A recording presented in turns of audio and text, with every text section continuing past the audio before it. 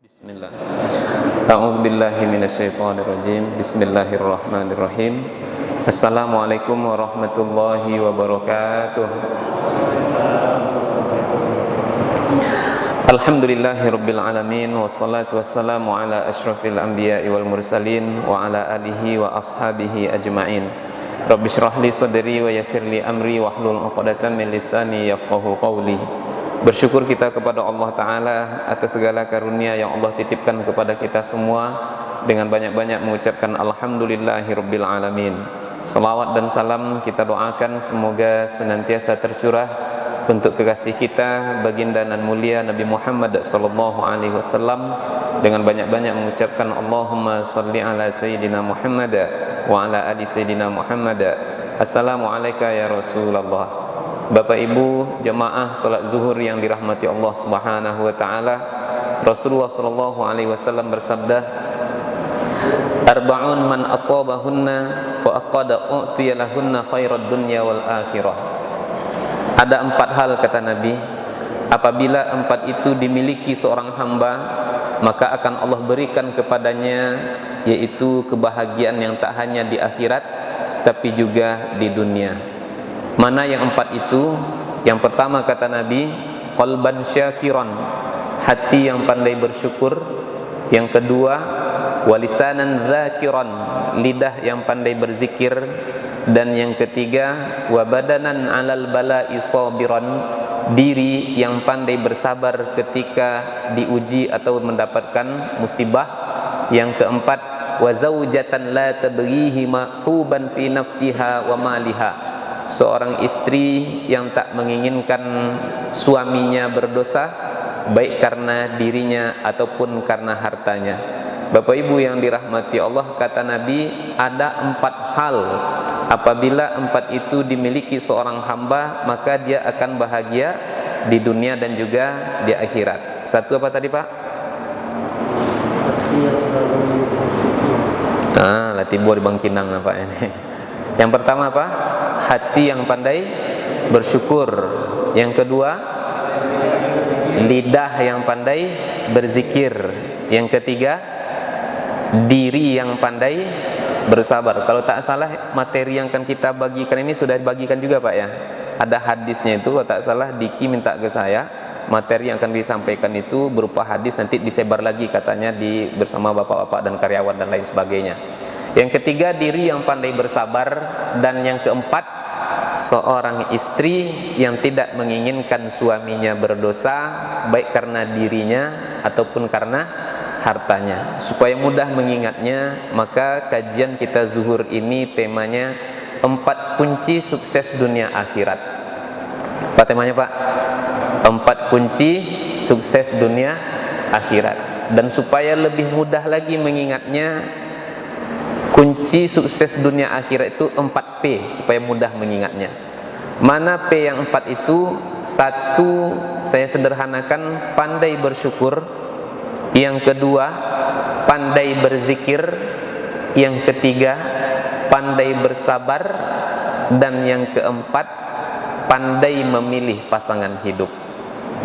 Maka kata Nabi, apabila 4 ini ada pada diri seorang hamba, maka Allah jamin dia akan bahagia dunia dan akhirat. 1, pandai bersyukur.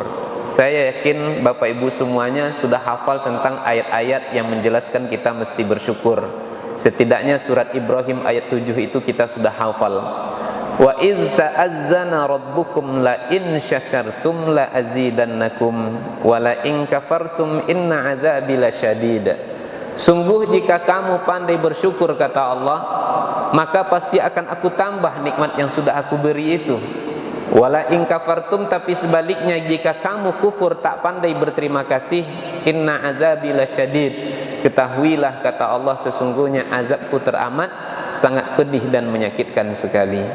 Bapak Ibu yang dirahmati Allah, samakah cara syukurnya seekor semut dengan seekor gajah? Sama Pak? Sama? Taklah kan sama.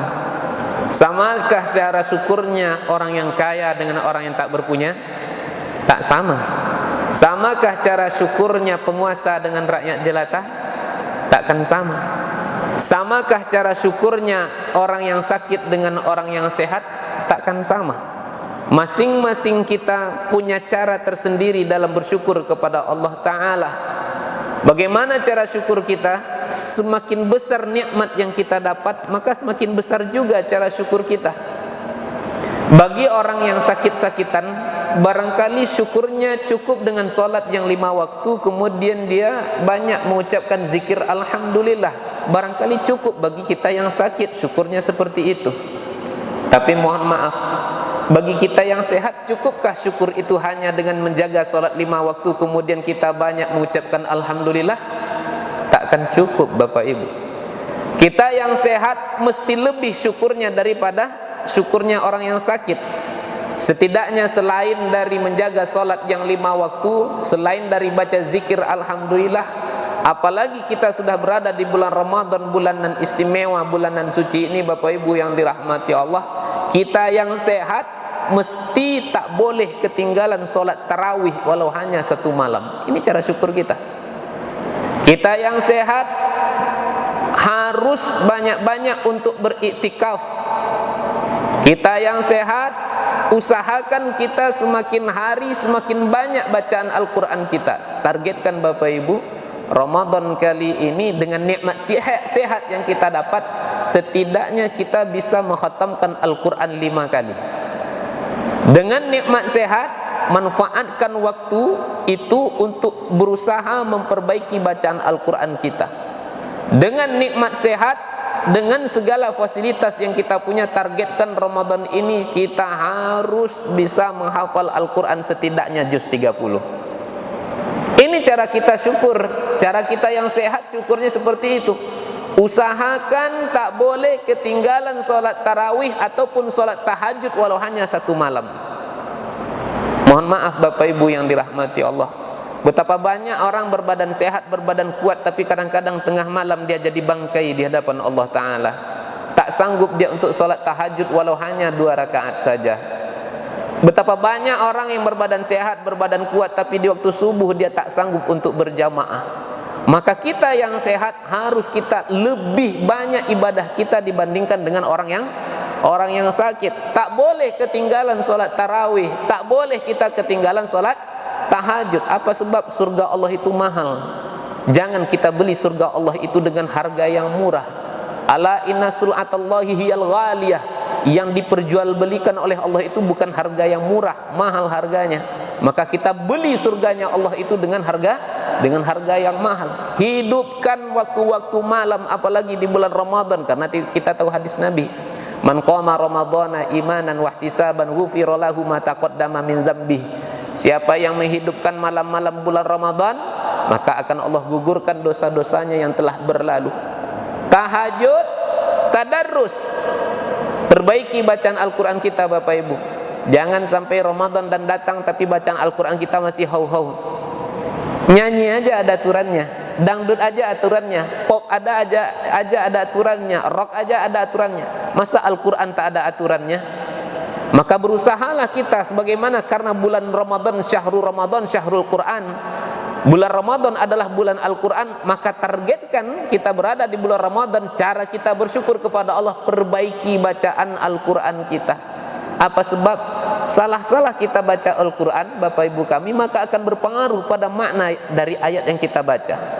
Salah harokatnya, salah artinya, bertukar panjang pendeknya, maka akan berubah artinya. Apalagi kalau sudah berubah hurufnya. Contoh Bapak Ibu, berubah harokat akan berubah artinya. Qul a'udzu birabbin nas. Ujung ayat surat An-Nas ini minal jinnati. Kira-kira kalau saya baca jannati boleh tak Pak? Minal jannati wan nas. Bisa? Tak bisa. Aturannya sudah baku, tak bisa diotak-atik. Kalau kita perhatikan kan hurufnya sama, jannati dengan jinnati. Jannati jim nunta, jinnati jim nunta, hurufnya sama.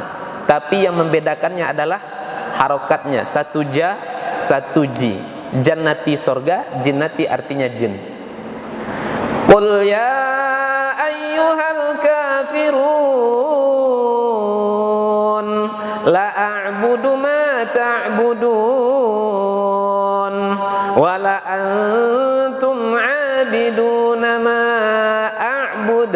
Betul salah? Betul salah Pak? Bingung. Betul Pak ya? Ada yang mengatakan betul, ada yang posisinya tak berubah gini aja, ada yang ingin menjawab, takut nanti awak katakan betul ternyata dia salah, awak salahkan ternyata dia betul. Qul ya ayyuhal kafirun la a'budu ma ta'budun wa la antum 'abiduna ma a'bud. Betul salah? Masih ragu juga. Bapak Ibu yang dirahmati Allah, itu salah. Yang betulnya adalah la a'budu. Emangnya kalau la a'budu apa bedanya dengan la a'budu? Lam dibaca panjang artinya tidak, tapi kalau lam dibaca pendek artinya sungguh. Maka kalau kita baca dengan cara pertama tadi la a'budu artinya apa? Muhammad sampaikan kepada orang kafir, kata Allah. Apa yang akan ku sampaikan kepada orang kafir itu, ya Allah, la a'budu ma ta'budun. Oi orang kafir, sungguh aku menyembah apa yang kamu sembah. Orang kafir, kamu menyembah Lata, Uzza, Manata, Hubal, sungguh aku juga. Itu kalau lam dibaca pendek. Tapi kalau lam dibaca panjang, la a'budu, hai orang kafir, tidaklah aku menyembah apa yang kamu sembah. Disinilah letak dosanya orang-orang yang beramal. Dia membaca Al-Quran dengan harapan dapat pahala, tapi justru bukan pahala yang ia dapatkan, tapi sebaliknya dosa. Apa sebab? Dia tidak mau memperbaiki bacaan Al-Qurannya. Maka mumpung bulan Ramadan, perbaiki bacaan Al-Quran kita. Dialek bahasa kadang-kadang juga berpengaruh terhadap ayat Al-Quran, Bapak Ibu yang dirahmati Allah. Contoh, orang Payakumbuh, Mudik, Suliki, Dangon-Dangon, Bima, Bali, NTB, NTT, Aceh, India. Ada Bapak Ibu saya dari orang Payakumbuh di sini? Ada Pak? Ada. Orang mana Pak? Mana? Bukan Payakumbuh tuh. Orang Payakumbuh, Mudik, Suliki, Dangon-Dangon, Bima, Bali, NTB, NTT, Aceh, India agak berat menyebut huruf ta. Menyebut huruf ta itu dengan ta. Jawa Timur, Jawa Tengah, Jogja itu agak berat menyebut huruf ain. Menyebut huruf ain itu dengan nga. Kita teslah bacaan adik kita mahasiswa. Kebetulan dapat ketika itu baca surah At-Tin. Dibacanya surah At-Tin. Bismillahirrahmanirrahim. Wattini wazzaitun watturi sinin. Ganti, tak kuasa aku dengarkan bacaan kau. Ganti, dibacanya surah Al-Baqarah jumpa 120. Bismillahirrahmanirrahim. Walan tarda ankal yahudu walan nasara hatta tattabi'a millatahum. Hatta dibacanya dengan hatta. Maka ada ungkapan yang bunyinya, orang Payakumbuh, Mudik, Suliki, Dangon-Dangon pergi ke Pekanbaru, naik oto tintin, tiba di Pangkalan Balanta, bunyinya tuntang, kata dia. Orang sebut tuntang, dia tuntang, agak berat menyebut huruf ta. Jawa Timur, Jawa Tengah agak berat menyebut huruf ain. Saya pernah 4 bulan di kampung Inggris Pare, Kediri, kemudian S2 saya di Jogja.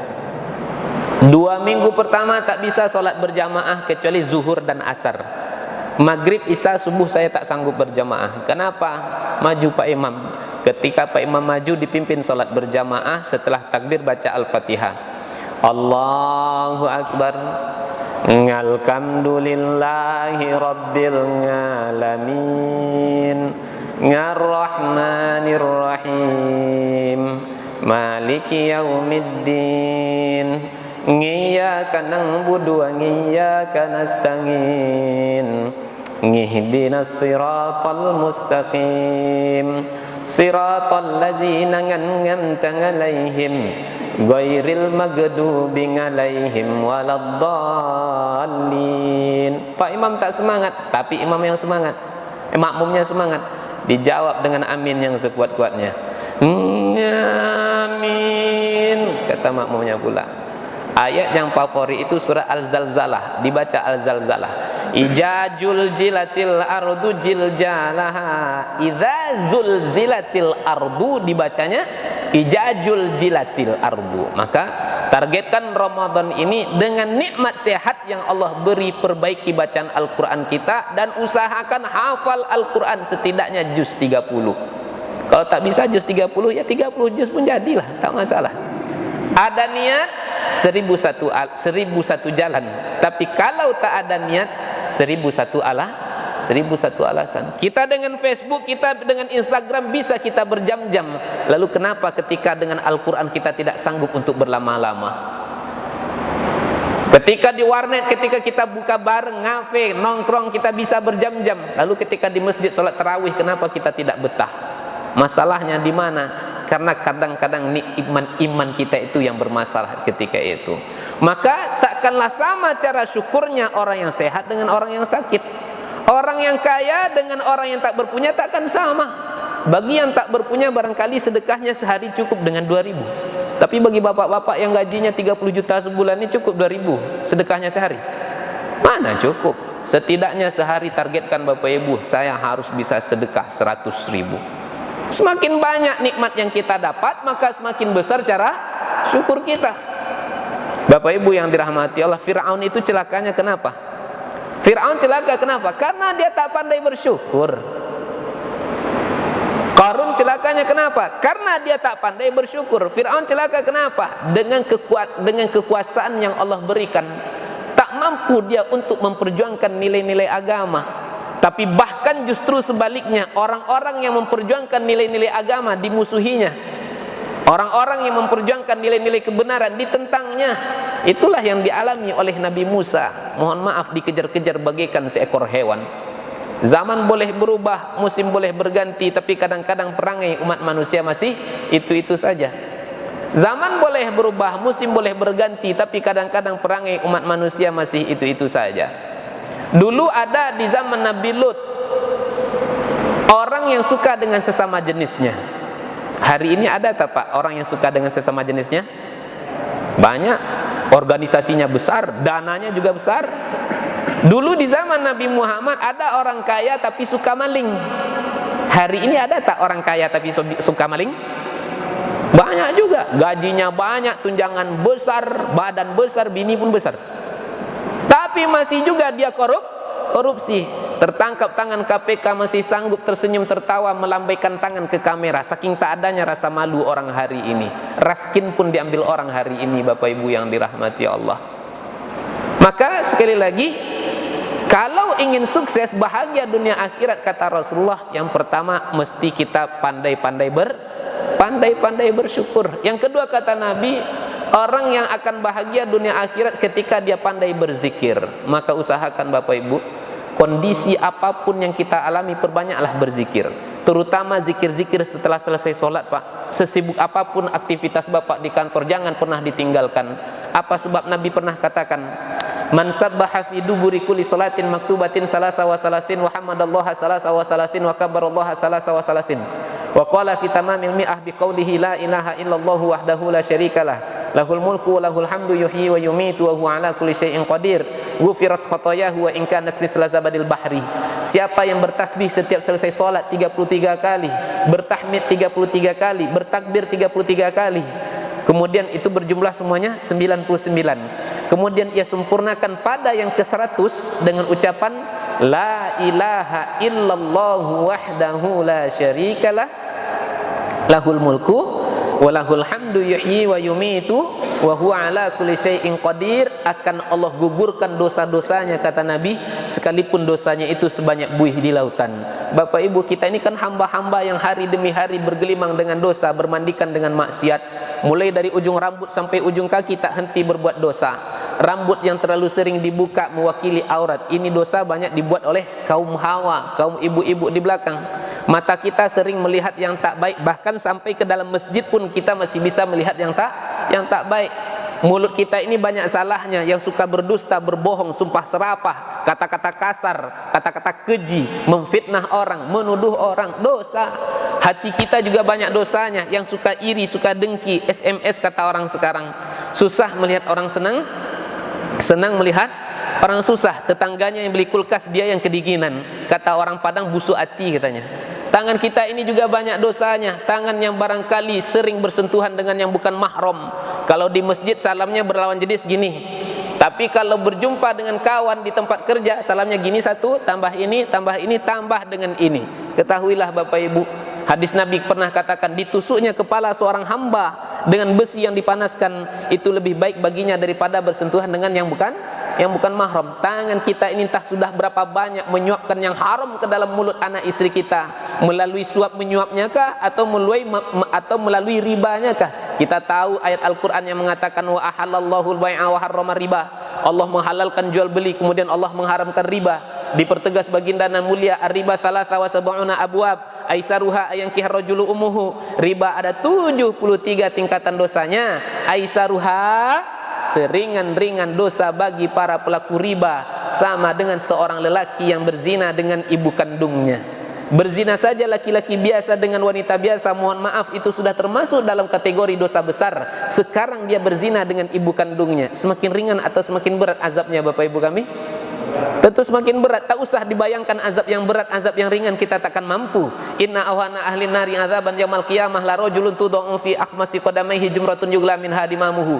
Seringan-ringan azab bagi seorang hamba di yaumil qiyamah kelak akan ditaruh bara api yang amat sangat kecil di telapak kakinya. Apa akibatnya? Melelehlah otaknya dibuatnya. Hari ini silahkan tak percaya, tapi satu saat engkau akan melihat dan merasakannya. Fa may ya'mal mithqala dzarratin khairan yarah wa may ya'mal mithqala dzarratin syarran yarah. Maka siapa yang bertasbih, bertahmid, bertakbir ditutup dengan la ilaha illallah wahdahu la syarikalah dan seterusnya, maka akan Allah gugurkan dosa-dosanya sekalipun dosanya itu sebanyak buih di lautan. Bapak berangkat dari rumah ke kantor zikir, Pak. Bapak ada waktu senggang zikir, baca Al-Quran, masuk masjid zikir, keluar masjid zikir, masuk WC zikir, bahkan keluar dari WC pun kita masih disuruh untuk berzikir. Bahkan maaf cakap, ketika kita mendatangi pasangan kita masing-masing berzikir, Pak. Berzikir. Masih ingat zikirnya, Pak? Oh, lupa kami, Ustaz. Jadi selama ku apa dibaca? Doanya Allah bismillah, baca Pak. Bismillah. Jangan kok kuat betul. Tanya orang di luar nanti, ngapo orang di masjid tuh, kata orang. Bismillah. Allahumma jannibna syaitan wa jannibis syaitan ma razaqtana. Ya Allah, jauhkanlah aku dan pasanganku dan jauhkan yang akan engkau berikan rezeki kepadaku dari setan. Maksudnya apa? Kalau dari hubungan ini nanti lahir anak, jauhkan dia dari setan supaya anak kita tak diganggu setan. Bapak Ibu, kenapa kadang-kadang anak kita, maaf cakap, kadang-kadang perangainya 10-11 dengan setan, bahkan lebih sadis daripada setan. Bisa jadi masalahnya karena dulu kita tak berdoa, itu agaknya tuh Pak. Maka setiap hari usahakanlah kita perbanyak zikir. Yang ketiga kata Nabi, orang yang akan bahagia dunia akhiratnya ketika dia pandai bersabar. Bapak Ibu kami, semua kita pasti akan diuji. Berbagai macam cara Allah menguji kita. Ada di antara kita yang diuji dengan istri, ada di antara kita yang diuji dengan suami, ada di antara kita yang diuji dengan mertua kita, bahkan ada di antara kita yang diuji dengan ayah dan ibu kandung kita sendiri. Maka ingat, orang yang akan sukses kata Nabi yaitu orang yang pandai bersabar. Terakhir, orang yang akan bahagia dunia akhirat kata Nabi yaitu orang yang pandai memilih pasangan hidup. Bagi kami yang sudah terlanjur ini macam mana Pak Ustaz? Ya tambahlah lagi. Iyo pulo kicap apa kok. Pantang diagi hati nampaknya kok. Maka caranya Bapak Ibu yang dirahmati Allah, buatlah pasangan kita itu menjadi pasangan yang soleh lagi soleha. Bagi yang belum, ini abang-abang yang jomblo-jomblo bujang lapuk depan nih. Kalau cari perempuan, perhatikan 4 hal kata Nabi. Tungkahul mar'atu li arba'in. Wanita dinikahi karena 4 hal. Karena hartanya, karena kecantikannya, karena keturunannya, dan yang keempat karena agamanya. Sekalipun agama nomor 4, tapi kata Nabi, pilihlah yang nomor 4. Bukan pilih 4 langsung. Pilih yang nomor 4, yaitu yang karena agamanya. Laki-laki mencari perempuan, perhatikan 4 hal. Tapi kalau perempuan mencari laki-laki, perhatikan bukan 4 tapi cuma 2 kata Nabi. Mana yang 2 itu? Idza ja'akum man tardawna dinuhu wa khuluquhu fazawwijuhu. Apabila datang ke rumahmu seorang lelaki yang kau kenal baik agamanya, mulia akhlaknya, zawwijuhu, nikahkan dia dengan anak perempuanmu. Illa, jika kamu enggan dan tak mau, kata Nabi, takun fitnatun fil ardi wa fasadun kabir, maka akan terjadi kerusakan di muka bumi, kata Allah Subhanahu wa ta'ala, kata Nabi Muhammad sallallahu alaihi wasallam. Jadi perempuan cari laki-laki, perhatikan dua hal, agamanya dan akhlaknya. Laki-laki cari perempuan, perhatikan empat hal. Bapak Ibu, karena waktu kita yang amat sangat terbatas, demikian yang dapat kami jelaskan kunci bahagia dunia dan akhirat, kata Nabi. Yang pertama, pandai dia bersyukur. Yang kedua, pandai berzikir. Yang ketiga, pandai bersabar.